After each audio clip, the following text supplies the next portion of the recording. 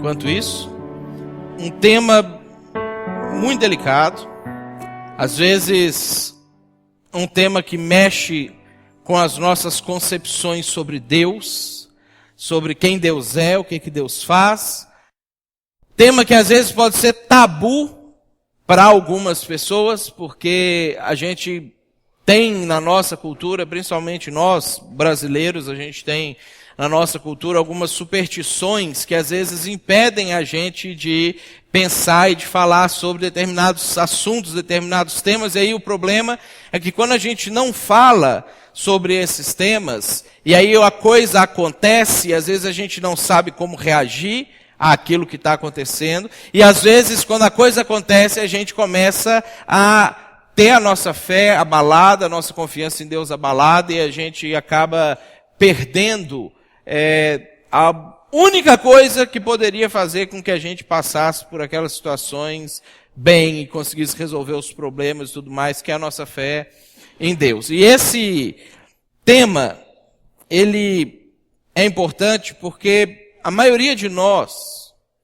se não todos nós, já estamos passando ou vamos passar por esses mesmos tipos de situações.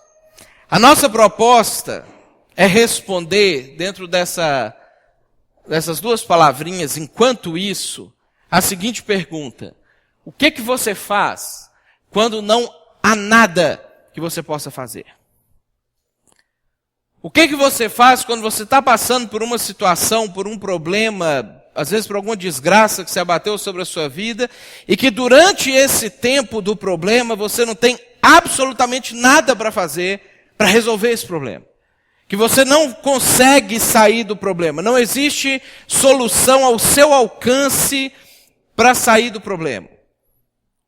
O que a gente pode fazer enquanto isso? Enquanto a gente está passando por uma situação desse tipo. Situações como, às vezes uma doença surge, aí você vai no médico e você vai descobrir que aquela doença é permanente. Aquela doença, ela não tem cura, ela não tem solução, não tem nenhuma maneira de você tratar, de você trabalhar, de você resolver o problema vindo daquela doença. Essa doença agora é o novo normal da sua vida, você vai ter que conviver com isso. Talvez você descobre, inclusive, que essa doença é a doença que vai levar você para a morte, e o médico te dá um prazo, embora os prazos, às vezes, eles são bem errados em relação ao que às vezes acontece, né? O cara dá ali 2 anos de vida com possibilidade de 4 para mais, 4 para menos, mas o que você faz enquanto você passa por uma situação como essa, e que você não tem nada que você pode fazer para resolver isso? Talvez é o seu casamento. Você está casado, as coisas não vão bem, e por mais que você tente, por mais que você tente resolver, você não consegue resolver, e acaba em divórcio. E aí você não tem nada que você pode fazer em relação a isso. O que você faz quando você está enquanto isso, nesse momento onde você não tem o que fazer? Às vezes você está empregado e de repente as coisas começam a desandar. A gente falou um pouquinho agora atrás, a gente sabe que essas coisas acontecem. A crise chega, o seu salário não chega e as contas continuam chegando na mesma intensidade. E aí, de repente, por mais que você seja um bom empregado, por mais que você se dedique, por mais que você faça tudo aquilo que é esperado de uma pessoa na empresa, você perde seu emprego. O que você faz quando isso acontece? Não tem nada que você pode fazer mais para você resolver esse seu problema financeiro que começou a surgir. Talvez você sonha em ter um filho. E aí você gera uma criança e de repente você descobre que aquela criança tem uma doença.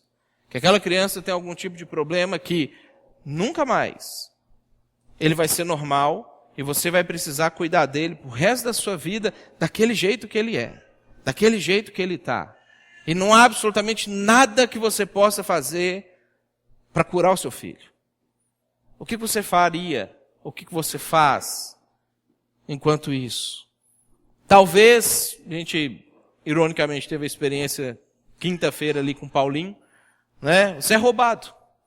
Você é espoliado de um bem, que é um bem que às vezes você não tem condições de ter ele de volta, ou talvez você demorar muito tempo e você precisava daquilo ali, e não tem nada que você possa fazer em relação a isso. Você perdeu esse bem. O que você faz enquanto isso? Talvez você tinha um sonho para a sua vida financeira, e aí você fez a faculdade, ou fez um curso, ou foi para algum ramo que você achava que naquele ramo você ia conseguir romper, e aí você imaginava que com tal idade você já teria isso, depois com tal idade aquilo, e você de repente descobre que o seu sonho para a sua vida financeira não vai se realizar. Você não vai conseguir chegar lá no final da sua vida e ter aquilo que você idealizou um dia de ter por N situações que não estão no seu controle, não é porque você é preguiçoso, está fazendo escolhas erradas na vida, ou qualquer situação dessa, não. Você não tem controle sobre isso e você descobre que você não vai conseguir chegar naquele sonho financeiro almejado para a sua vida. O que você faz? Você corre? Não tem para onde correr. Você vai abandonar sua família por causa disso? Não é por aí que as coisas também vão se resolver. Né? Você vai beber, ou se afundar em compras, ou se afundar em... Eu vi essa semana que agora as séries que estão chegando no lugar de situações que as pessoas antigamente bebiam para afogar as mágoas ou para esquecer, ou usavam drogas para isso, que agora séries de televisão estão começando a tomar esse espaço, e as pessoas às vezes elas começam a assistir um seriado, elas não conseguem parar de assistir, aquilo começa a atrasar a vida dela de uma maneira impressionante, e a pessoa simplesmente não consegue mais parar de fazer aquilo ali, e a raiz da situação é a mesma raiz que levava ou leva ainda algumas pessoas para beber, ou para drogas, ou para outras coisas assim. A gente está criando uma nova modalidade de problema para a gente aí. Você vai ficar assistindo seriados, ou vai começar a beber, ou vai procurar drogas para resolver o seu problema? Talvez até por um momentinho você tenha um alívio daquela situação, mas assim que acabar o efeito, ou que a série terminar, ou que você voltar à sobriedade, você descobre que não resolveu. Você descobre que o seu problema, ele continua lá. O que você faz quando não há nada que você possa fazer? De repente, às vezes você até se pega com inveja de alguém. Você começa a olhar para a vida de alguma outra pessoa e você fala, puxa, eu é que tinha que estar vivendo aquilo que aquela pessoa está vivendo, eu é que tinha que estar tendo aquelas realizações que aquela pessoa está tendo. E às vezes você olha e a pessoa nem é boa igual você é, e você pensa, não, é ela que tinha que estar sofrendo o que eu estou sofrendo, e eu vivendo as coisas boas que ele está vivendo. E ainda você corre o risco de chegar na igreja e vi um irmão bem irritante, daqueles que às vezes dá vontade de esganar, e o sujeito ele chega perto de você ali e fala assim, bem empolgadão, Deus respondeu a minha oração outro dia. E você está triste achando que Deus, pode ser que ele nem exista, se existe ele não sabe onde é que você mora. E aí o sujeito chega empolgado para você e fala assim, não, Deus respondeu a minha oração outro dia. Você fala, como é que foi esse negócio aí? Ele fala assim, não, é o seguinte, eu perdi as chaves da minha casa. Aí você vai perder a chave da sua casa? Perdi as chaves da minha casa, mas aí eu orei e eu lembrei que estava no bolso de trás da minha calça e eu consegui entrar lá de volta. Deus respondeu a minha oração. Você fala assim, mas esse é o seu problema? Né? Senta aqui, deixa eu te contar o que é problema. Deixa eu te contar o que de fato Deus precisava responder. Pergunta para ele qual que é o grupo caseiro que ele frequenta, para você nem ir lá, para você não ficar mais irritado, com vontade de esganar ele. Às vezes é assim que a gente se sente. Às vezes a gente fica olhando e essas coisas, elas vêm na nossa mente, elas incomodam bastante a gente. Todo mundo tem uma imagem de como que uma vida ideal deveria ser. Como que uma família ideal deveria ser. Como que um casamento ideal deveria ser. Como que uma vida financeira ideal deveria ser, como que a vida profissional deveria ser, que tipo de saúde você deveria ter na sua vida. Todos nós temos na nossa mente projeções que a gente faz. E aí o mais legal é a típica família da margarina, né, que a gente costuma chamar, e quando eu fui procurar esse desenho, foi isso que eu digitei lá no Google Images. Né, eu procurei família da margarina, e aí apareceram várias fotos muito semelhantes a essas, todas elas relacionadas com isso aqui, uma família super feliz, alegre, o vovozinho lá mais saudável do que eu, né, todo mundo comendo ali, as frutas parecem ser uma delícia, né, um lugarzinho ali no quintal de casa. Aí a gente imagina que eles têm uma família maravilhosa, têm uma profissão maravilhosa, não tem problema financeiro nenhum. A gente tem imagens que a gente vai fazer na nossa vida sobre essas coisas. Onde é que a gente queria estar, onde é que a gente queria chegar, como que a gente queria viver. E às vezes, coisas acontecem na nossa vida que nós não temos absolutamente controle nenhum sobre elas. Ou talvez a gente até tinha antes, mas a gente perdeu o controle e agora a gente não tem mais como resolver, ou a gente não tem como voltar atrás naquela situação, que faz com que a nossa projeção de vida ideal não se realize, não se concretize. E de repente não é isso que a gente vai viver. Parece às vezes que todo mundo à sua volta, não de propósito, mas está lembrando você que sua vida não é o que você gostaria que fosse. Às vezes com um sorriso, às vezes contando história, às vezes aquela vida falsa do Facebook, que todo mundo é feliz e ninguém tem problema, a não ser quando quer mandar uma indireta para alguém, mas fora as indiretas está todo mundo bem lá. Parece estar sempre falando para você que, olha, sua vida é uma droga. E às vezes você olha para a sua vida e você sente isso. E você olha para alguma situação que acontece na sua vida e você sente isso. E quando você para pensar, você descobre que não tem nada que você pode fazer para melhorar isso. Normalmente, enquanto isso está acontecendo, alguns pensamentos e algumas afirmações vêm para a gente. Eu nunca vou ser feliz de novo. Eu era feliz antes, mas depois que isso aqui aconteceu, nunca mais eu vou ser feliz. Nunca mais eu vou conseguir ter realização de novo. Às vezes, nada bom pode vir disso. Você olha para uma situação e fala assim, não é possível que nada bom aconteça a partir dessa situação. Não há motivo para continuar. E às vezes esse não há motivo para continuar, não há motivo para continuar esse relacionamento. Às vezes não há motivo para continuar nesse emprego. E às vezes não há motivo para continuar essa vida. Que é o ponto final. Que a gente pode chegar numa situação como essas. Às vezes é frustrante, como pastor, sentar com algumas pessoas e escutar problemas ou situações que elas estão passando, porque eu, como pastor, sou um solucionador de problemas. É isso que eu gosto de fazer. Eu gosto de resolver o problema de todo mundo. Eu gosto de a pessoa chegar com um problema e poder falar assim, é isso que você faz, e a pessoa faz e o negócio acontece. Mas é frustrante que volta e meia, algumas situações chegam que não tem solução, que não tem o que fazer. Não tem como parar ou resolver aquela situação. E é importante a gente pensar sobre isso, porque talvez a gente já passa por algumas coisas assim na nossa vida hoje, e se você ainda não passou, a não ser que você morra precipitadamente, de repente, provavelmente você vai passar ao longo da sua vida por isso, porque nesse mundo que a gente está aqui, essas coisas acontecem. Às vezes a gente tem uma doença que a gente ora e a pessoa é curada, mas a maioria das vezes a doença vem, a gente ora e a gente não é curado, porque a gente não vive para sempre. Chega uma hora que é aquela doença que vai levar você.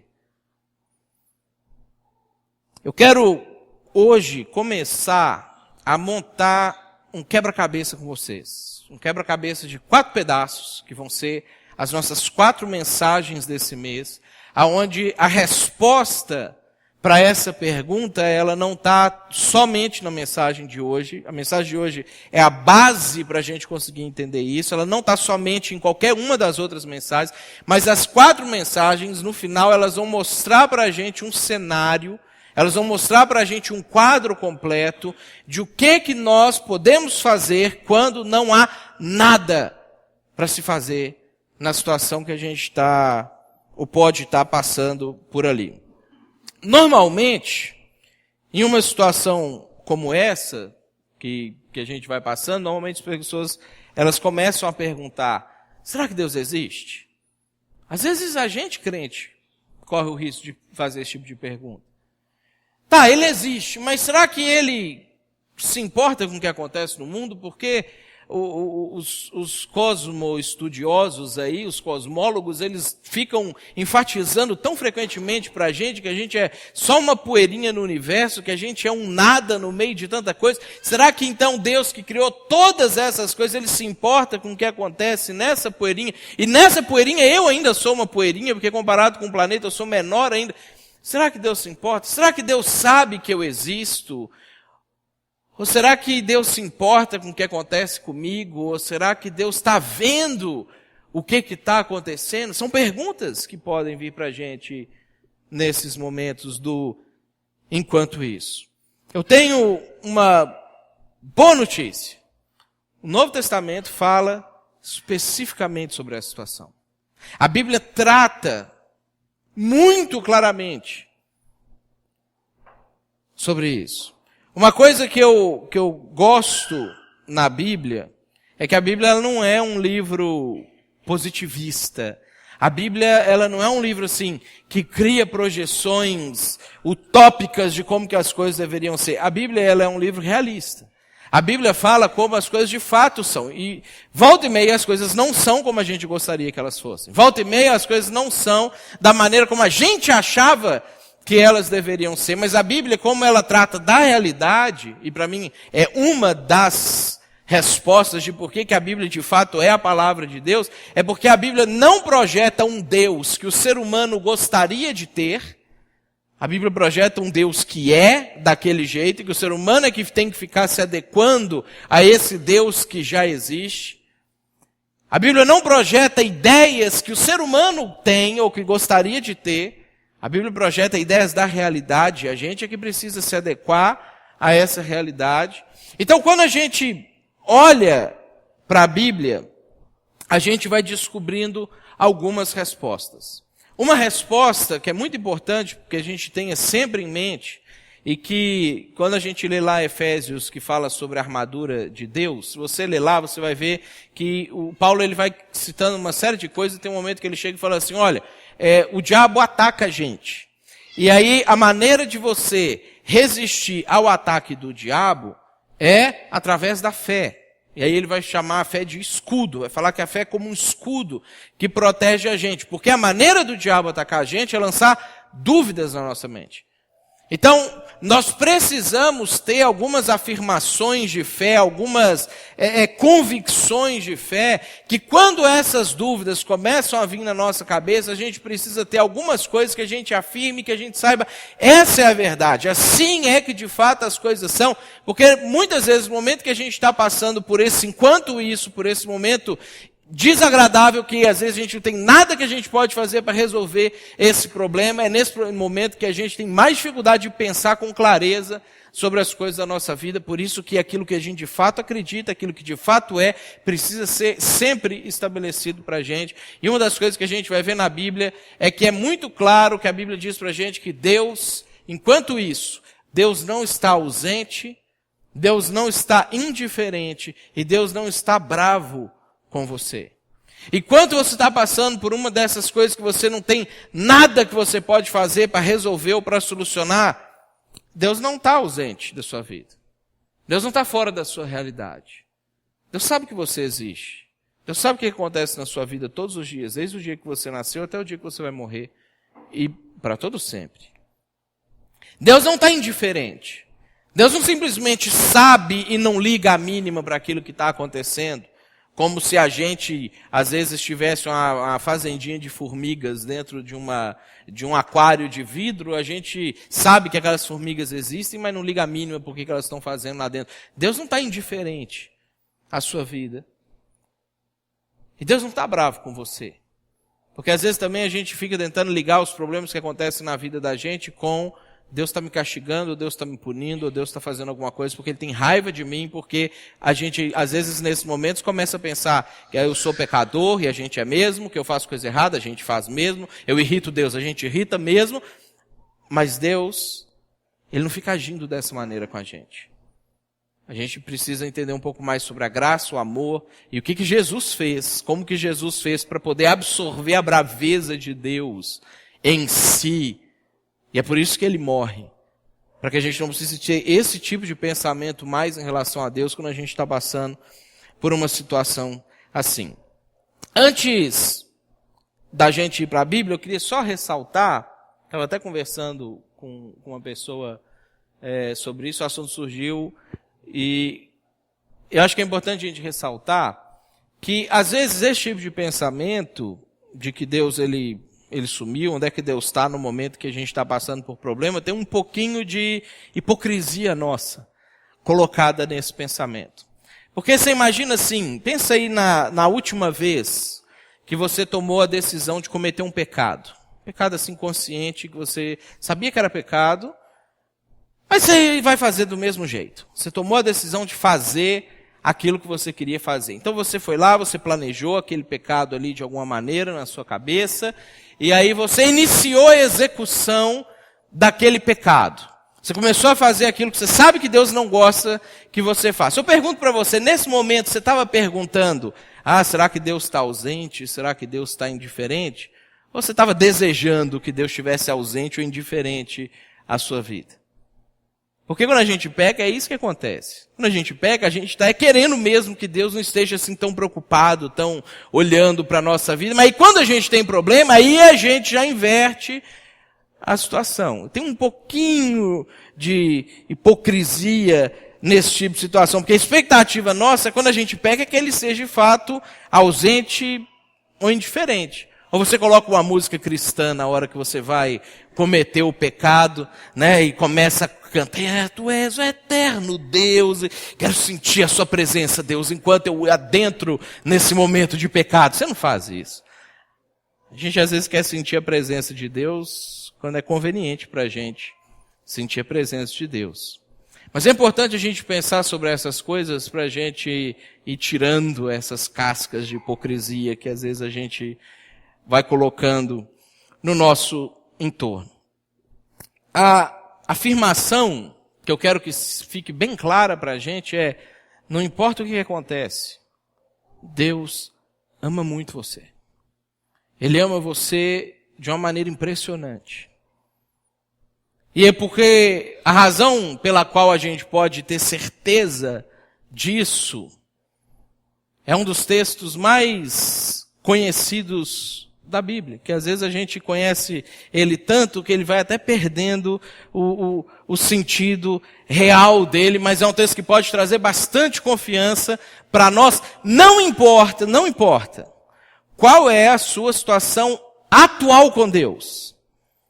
Porque é assim que o texto está escrito. Deus amou os cristãos de tal maneira que deu o seu Filho unigênito.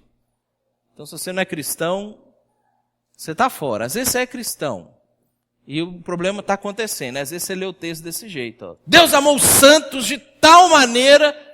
Não é assim também que o texto está lá. Às vezes a gente quer ler o texto desse jeito aqui. Deus amou as pessoas que fazem o bem sem olhar a quem, de tal maneira. O texto diz que Deus amou o mundo de tal maneira. Não importa se você faz o bem sem olhar a quem ou não, se você é cristão ou não, se você é santo ou não. Não importa a situação que você está vivendo. Não importa nem a situação que você está com Deus no momento que você está passando pelas situações de problema. Deus amou você de tal maneira que deu o seu Filho para você, por você. Esse é o tamanho do amor de Deus. Eu pergunto, você acha que um Deus que resolve dar o seu Filho, que resolve entregar aquilo que Ele tem de mais precioso, que é Ele mesmo, você acha que Ele é indiferente ou ausente em relação à sua vida? Você acha que tem alguma coisa que acontece na sua vida que não seja do profundo interesse de Deus? Uma boa maneira da gente pensar sobre as nossas dúvidas e os nossos questionamentos a respeito de Deus é a gente olhar para a Bíblia e pensar assim: será que tem alguém na Bíblia que eu sei que Deus ama, ou amava, que eu sei que Deus se importava com essa pessoa, que eu sei que essa pessoa estava dentro do propósito de Deus? Será que tem alguém na Bíblia que já passou por uma situação semelhante à que eu estou passando? Essa é uma maneira muito boa da gente ler a Bíblia. Essa é uma maneira muito boa da gente encontrar na Bíblia resposta para aquilo que a gente está passando. Será que alguém que eu tenho certeza que Deus ama, que Deus se importa, já viveu alguma situação semelhante à situação que eu estou vivendo? E eu queria nessa noite que a gente separasse aqui os nossos momentos finais para analisar duas histórias, somente para a gente reforçar essa ideia e conseguir colocar a primeira peça do quebra-cabeça que vai esclarecer um pouco essa situação para nós. A primeira história de uma pessoa que passou por uma situação semelhante a qualquer situação de problema que você me citar, que você já passou, está passando ou vai passar na sua vida, é João Batista. João Batista era primo de Jesus. João Batista batizou Jesus. João Batista foi um sujeito tão importante que a existência dele foi predita mais de 700 anos antes dele nascer. Você imagina que é como se fosse antes de existir o Brasil, Deus tivesse falado assim: olha, no ano de 1900 e alguma coisa, você ia nascer. Não tem muita gente assim na história que tenha despertado tanto interesse de Deus com tanto tempo de antecedência, como foi o caso de João Batista. João Batista, ele teve o ministério de poder trazer a mensagem de que o próprio Deus ia encarnar e ia chegar, e como que as pessoas deveriam viver em relação a essa situação. E aí, de repente, a gente chega num dia que Jesus está pregando, e alguns discípulos do João Batista, alguns seguidores do João Batista, eles chegam no meio da pregação de Jesus, devem ter esperado Jesus ter terminado aquele assunto, e aí eles se aproximam de Jesus, e enviados por João, eles fazem uma pergunta para Jesus. Eles viram para Jesus e falam assim: Senhor, és tu aquele que estava para vir, ou havemos de esperar outro? João Batista, esse homem fantástico, esse homem espetacular, ele envia os seus discípulos para Jesus para perguntar: é o Senhor mesmo? João Batista, nesse dia, já tinha batizado Jesus. João Batista, ele já tinha ouvido falar muita coisa sobre Jesus. João Batista tinha visto o próprio Espírito de Deus como uma pomba descer sobre Jesus. João Batista tinha escutado a voz audível de Deus, dizendo: este é o meu filho amado. Eu acho que nenhum de nós aqui chegou a ter esse tipo de experiência, nesse nível que João Batista teve, para ter tanta certeza a respeito de que Jesus é mesmo quem ele disse que seria. Mas ainda assim, João Batista passa por uma situação na vida dele, que ele chega ao ponto de enviar os discípulos para perguntar para Jesus: Jesus, é você mesmo? Ou a gente tem que esperar outro? Olha o que João Batista falou, o que Jesus falou sobre João Batista. Ele diz assim: entre os nascidos de mulher, ninguém apareceu maior que João Batista. Esse é o testemunho de Jesus sobre João Batista. Ninguém na história da humanidade, até aquele momento que Jesus estava falando com eles lá pelo menos, foi maior do que o João Batista. Eu acho que Jesus amava João Batista. Eu acho que Deus se importava com João Batista. Eu acho que Deus não estava ausente da vida de João Batista, não estava indiferente ao que estava acontecendo na vida do João Batista. Agora, o que levou João a duvidar de Jesus? Se a gente voltar lá no capítulo 4, a gente vai ver onde é que essa história começa. Lá no versículo 12, o texto começa falando assim para a gente. Ouvindo, porém, Jesus que João fora preso, o que aconteceu, gente? Como João Batista era uma pessoa que pregava a palavra de Deus, e pregava de verdade, pregava para valer, às vezes ele incomodava pessoas que estavam vivendo a vida deles em pecado e estava com a vida toda avacalhada. E o problema é que uma dessas pessoas que João Batista incomodou foi o rei daquela época. Foi Herodes.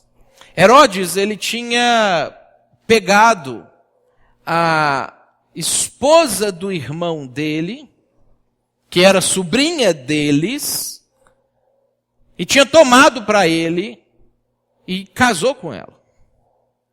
Herodes estava vivendo em adultério com a sobrinha, que era sobrinha e ao mesmo tempo cunhada dele. Olha a bagunça que o cara conseguiu criar na vida dele. E aí o João Batista, ele chegou e falou assim, olha, isso aí está errado. Não é assim. Isso é pecado. E Deus não está satisfeito com a vida que você está levando. Às vezes a gente, quando escuta um negócio desse, não tem muito poder para resolver o problema, a gente resolve simplesmente parar de falar com a pessoa que incomoda a gente. O problema é que Herodes tinha poder na mão dele e ele resolveu prender o João Batista por causa disso. Então João Batista, ele foi aprisionado numa cidade que chama Maqueronte. E aí quando ele estava na cadeia, de alguma maneira, Jesus ouviu que João tinha sido preso. João era, além de todas essas coisas que eu falei, ele era primo de Jesus. Ele era parente de Jesus. Pergunto para você, o que você teria feito numa situação como essa? Se você descobre que uma pessoa querida, uma pessoa que você gosta, uma pessoa que é seu parente, uma pessoa que está próximo a você, de repente, por algum motivo, foi preso, você ainda sabe que foi preso injustamente. Eu acho assim, na pior das hipóteses, a gente manda pelo menos um bolo para a pessoa. Na pior das hipóteses. A gente ia visitar a pessoa, a gente ia dar uma ligada, a gente ia tentar dar um jeito, ia mandar uma mensagem, fazer qualquer coisa. A gente ia tentar de alguma maneira entrar em contato e confortar a pessoa naquela situação. Mas Jesus, quando ele ouviu que João fora preso, retirou-se para Galiléia e deixando Nazaré, foi morar em Cafarnaum, situado à beira do mar. Para a gente entender um pouco o que Jesus fez, essa cidade aqui, Maqueronte, é onde João foi preso. O ministério de João Batista acontecia sempre do lado de cá do Rio Jordão. O Rio Jordão está entre essas duas linhas, rosa e amarela aqui. Ele começa no Mar da Galileia, corta Israel e cai dentro do Mar Morto. João pregava nessa região chamada Pérea. E aí ele foi preso nessa cidade aqui. Quando Jesus ouviu que João estava preso, Jesus estava em algum lugar por aqui, no norte, depois de Samaria, no norte da Judéia. Por isso que o texto diz para a gente que ele retirou-se para Galiléia e depois, deixando Nazaré, foi morar em Cafarnaum. Olha só a situação. João Batista foi preso aqui, Jesus estava aqui, ao invés de ele descer para visitar o João Batista, ele subiu para Nazaré, arrumou as coisas dele, porque até então aqui era a casa de Jesus, era onde Jesus morava. Ele arrumou a mudança dele em Nazaré e foi para Cafarnaum aqui em cima. Contrário de onde o sujeito estava preso. O que deve ter passado na cabeça do João Batista quando ele descobriu isso?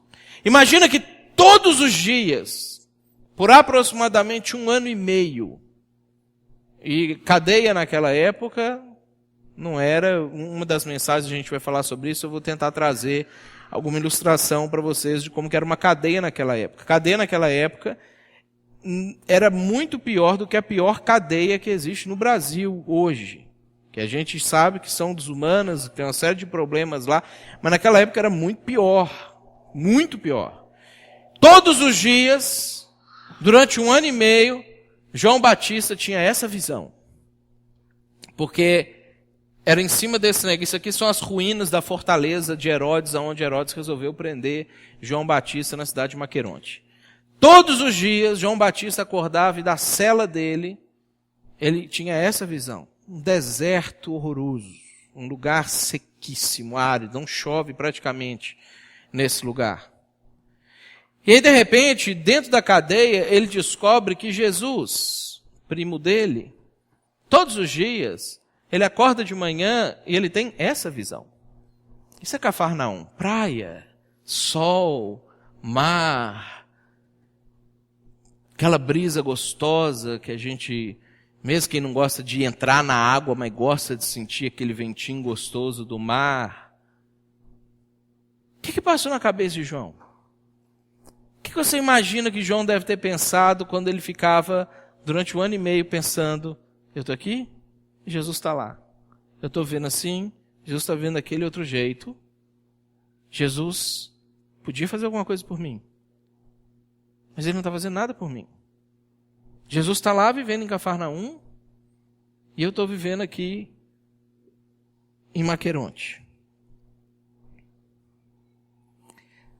Eu acho que esse sentimento de João, ele não é um sentimento muito diferente do que às vezes acontece com a gente. Quando a gente passa por uma situação e parece que Deus não está resolvendo a nossa situação. E João Batista, ele fica preso naquela cidade lá até morrer.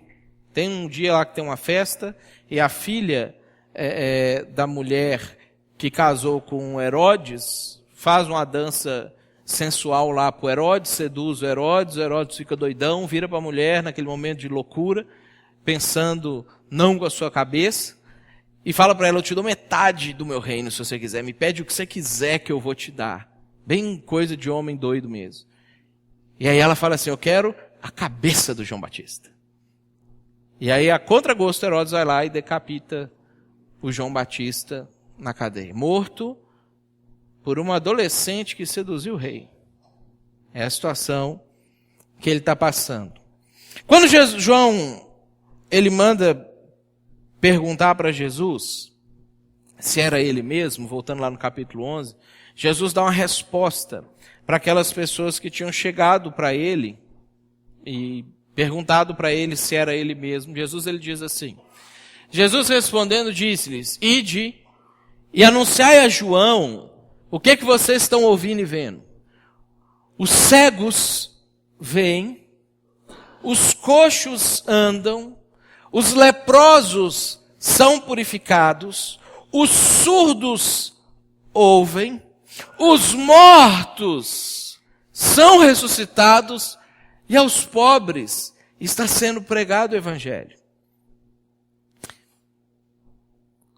Jesus fala para aqueles discípulos responderem para João Batista assim, eu estou fazendo tudo isso por todas essas outras pessoas. Não por você. E aí depois, Jesus ele dá uma declaração, que é uma declaração muito importante, que é a declaração que a gente precisa ter muito fixo na nossa mente em relação a Jesus. Jesus ele diz assim, bem-aventurado é aquele que não achar em mim motivo de tropeço. Quando a gente olha o cenário total de todas as coisas da vida de Jesus, a gente entende por que Jesus não foi lá libertar o João Batista naquele momento.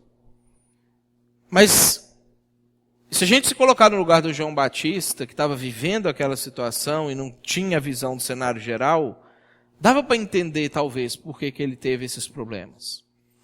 E às vezes a gente tem essas mesmas dúvidas que o João Batista teve.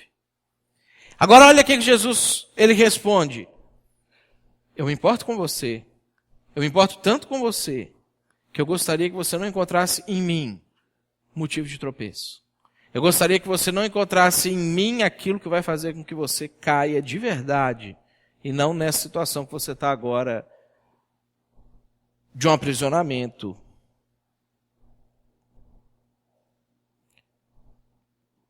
O silêncio de Deus não significa ausência de Deus. Não significa que Jesus não sabia o que estava acontecendo com ele. Não significa que Jesus não se importava com ele. Não significa que Jesus não amava ele. O fato de Jesus não ter falado nada com ele no momento que ele foi preso, não significava que Jesus não se importava com João Batista. A gente sabe que Jesus ele estava em um caminho que ia levar à própria morte dele. E a gente sabe que o João Batista, como qualquer um de nós, mesmo sendo o maior dos nascidos de mulher, pecou. Ele também merecia a morte, como todos nós merecemos. Ele também merecia os problemas, como todos nós merecemos. Ele fez por onde passar por aquela situação, como todos nós fizemos por onde passar.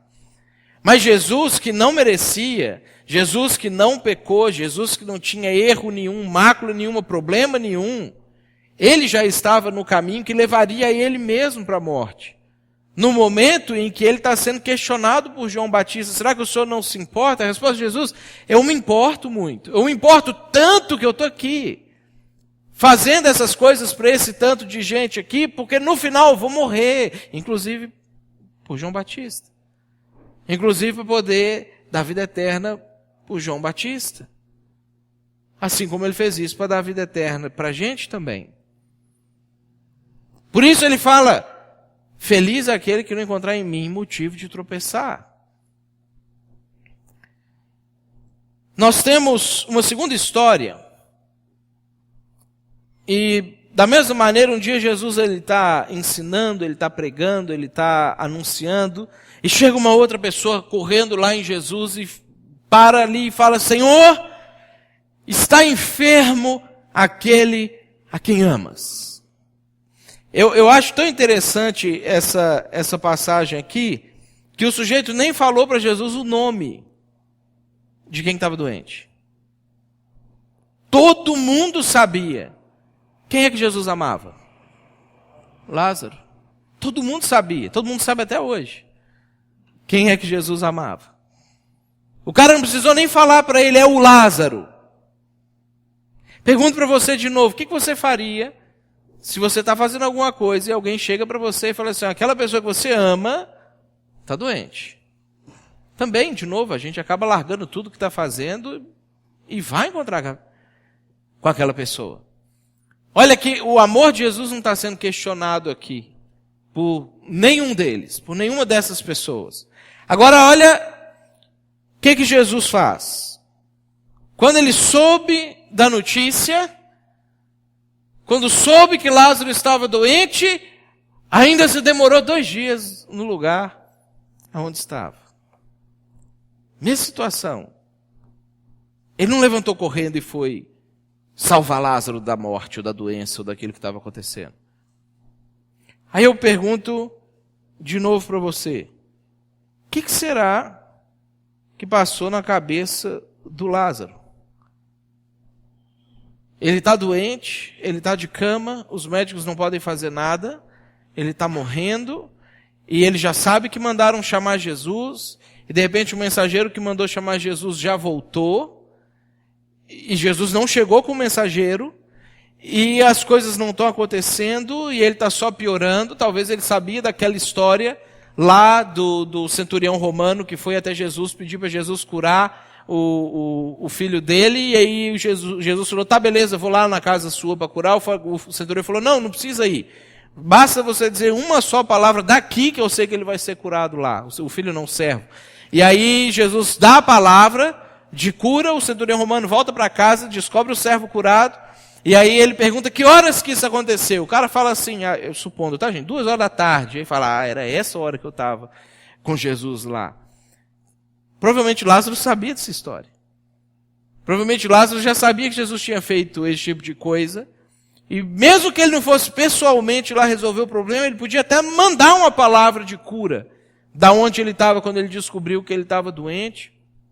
Imagina o que foi passando na cabeça do Lázaro, e aí ele adoece e morre. Morreu. A gente sabe que ele ressuscitou depois, mas ele não sabia que ele ia ressuscitar depois. Ele não sabia o que ia acontecer. A gente não sabe o que vai acontecer depois, muitas vezes. Mas enquanto isso, enquanto a gente está passando pelo problema, enquanto a gente está passando pela situação que a gente parece que não tem nada que a gente pode fazer, a gente não pode confundir o silêncio de Deus com indiferença da parte de Deus. O silêncio de Deus não significa que ele está indiferente à sua situação. O fato de, às vezes, Deus não responder a sua oração no momento, do jeito que você gostaria que Ele respondesse, não significa que Ele não liga para você. Não significa que Ele não ama você. Não significa que Ele não está fazendo nada em relação a você.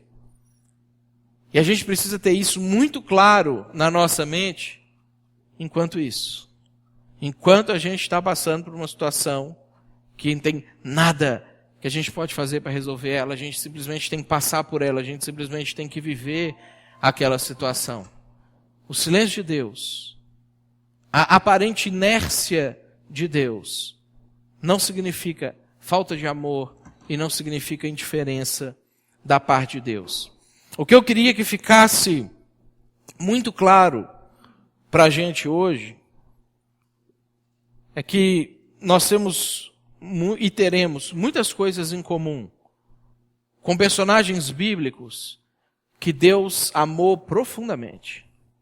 E que quando a gente lê a história deles, a gente consegue ver um monte de propósito, um monte de sentido, um monte de coisa na vida deles. Mas enquanto eles estavam vivendo aquela situação, eles não conseguiam enxergar.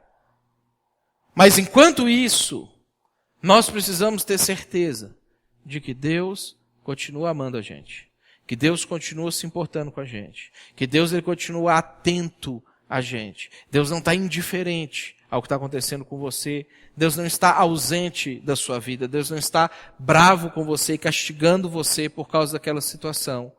Deus continua amando você.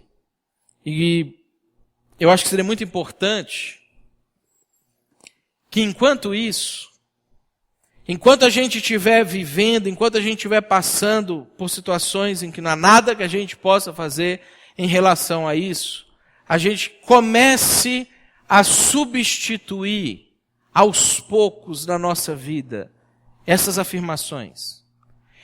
É importante que, se a gente entende, se a gente conhece a Deus, se a gente descobre quem é Ele, o caráter dEle, a maneira como Ele já agiu com várias pessoas que passaram a mesma coisa que você passou, você precisa parar de pensar que você nunca mais vai ser feliz de novo. Você precisa parar de pensar que nada bom pode vir disso. Você precisa parar de pensar que não há motivo para continuar.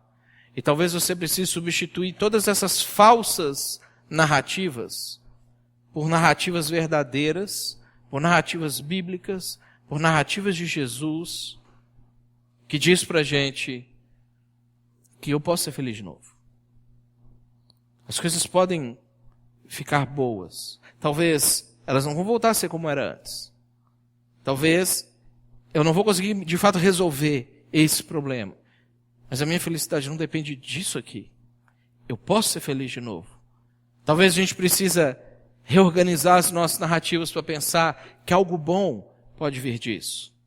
Alguma coisa boa pode acontecer a partir dessa situação. A gente precisa reorganizar a nossa mente para a gente entender que há motivo para continuar. Eu preciso descobrir qual é o motivo. Eu preciso entender qual é o motivo. Eu preciso abraçar o motivo. Eu preciso viver esse motivo na minha vida. Essa é a primeira peça do quebra-cabeça e a peça mais importante porque ela é a base de todas as outras 3 mensagens que a gente vai ter nesse mês para tratar desse assunto.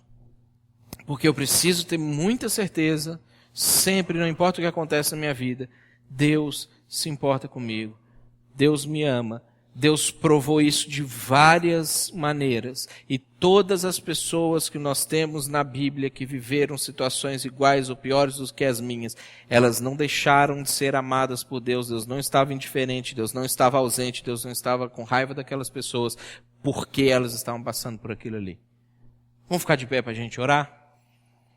E quem sabe nesse momento você pode, como a sua oração pessoal para Deus,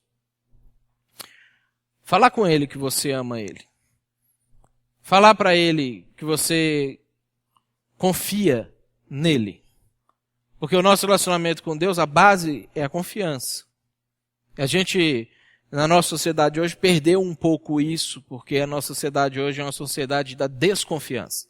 A gente desconfia de todo mundo, a gente desconfia de todas as coisas. A gente sabe que muitas pessoas, ou quase todas as pessoas, desconfiam da gente também. A nossa sociedade é baseada na desconfiança, mas relacionamentos saudáveis são baseados em confiança. Um casamento saudável é baseado em confiança, relacionamentos de amizade são baseados em confiança. O nosso relacionamento com Deus, ele só pode ser saudável se ele for baseado em confiança. Então, esse momento que a gente vai encerrar, fala com Deus, que você confia nele, que você ama ele e tenta trazer para você, se você já está passando por uma situação como essa, essas mudanças de paradigmas, de pensamentos, de narrativas em relação ao que você pensa dos problemas que você está vivendo. Senhor Deus, nós queremos agradecer ao Senhor pela Tua palavra, nós queremos agradecer ao Senhor pelo Teu cuidado, pelo Teu carinho, pelo Teu amor, ainda que às vezes a gente não sente Ele, ainda que às vezes a gente passe por situações que parecem que o Senhor sumiu, que parecem que por algum motivo o Senhor está ausente, nós sabemos que o Senhor ama a gente. Deus, é muito importante que isso fique claro e isso seja assim, sedimentado na vida de cada um de nós. Por isso, nesse momento, eu quero pedir ao Senhor que o Espírito do Senhor trabalhe na nossa vida para que essas coisas elas possam fazer sentido para a gente, Pai. E nós queremos reafirmar nosso compromisso com o Senhor, de confiança, de que nós confiaremos em Ti, ainda que no momento que a gente estiver vivendo, a gente não consiga perceber, pela nossa limitação, pela nossa pequenez, aonde é que o Senhor está no meio disso tudo. Nós vamos confiar que o Senhor está consciente, que o Senhor está presente, que o Senhor não está indiferente àquilo que a gente está passando. E nós somos gratos ao Senhor por isso, e nós amamos ao Senhor. E é por isso que nós oramos nesse momento, no nome de Jesus. Amém. Que a graça do nosso Senhor e do nosso Salvador Jesus, que o amor de Deus, o nosso Pai, e que a comunhão do Espírito Santo esteja sobre a sua vida, hoje e sempre. Amém. Deus te abençoe.